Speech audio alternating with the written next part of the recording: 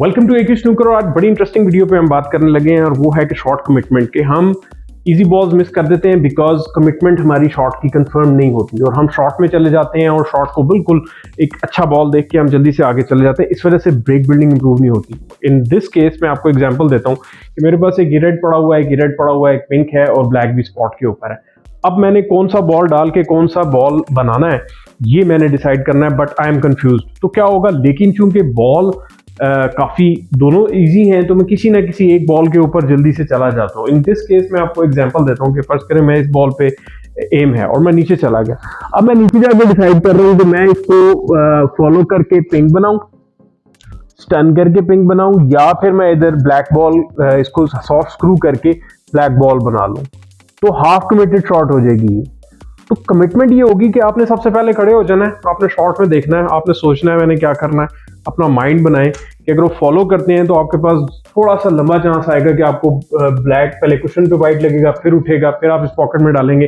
जबकि बड़ा सिंपल सा एक मेथडोलॉजी है कि आप इसको हल्का सा स्टन स्क्रू करेंगे, आपका वाइट बॉल इधर आ जाएगा, यहाँ से आप पिंक पॉट करेंगे और फिर या फिर अगर वो थोड़ा सा भी तेज हो जाता है तो आपके पास ब्लैक बॉल इधर आ जाता है। यानी कि देखें कि थोड़ी सी आपकी मेंटल कमिटमेंट ने, आपकी शॉर्ट कमिटमेंट ने आपकी परफॉर्मेंस और आपके पास विनिंग चांस या आपका ब्रेक बिल्डिंग की कंटिन्यूएशन चांस को बढ़ा दिया। सो ट्राई करते हैं इसी शॉट को, देखते हैं।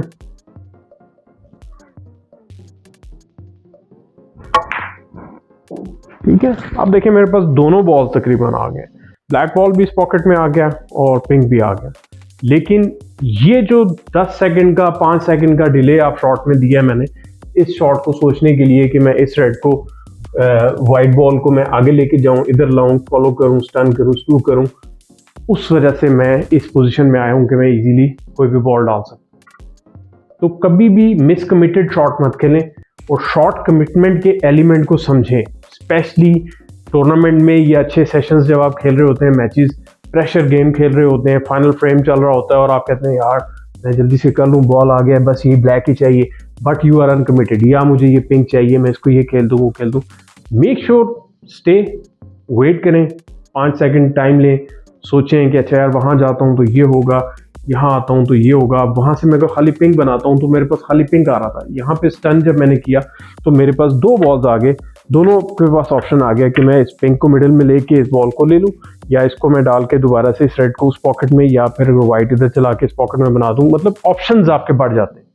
So the more committed you are with the shot, the more chances you get for better break in your game, and that's how you improve your game. That's how top players and professionals play.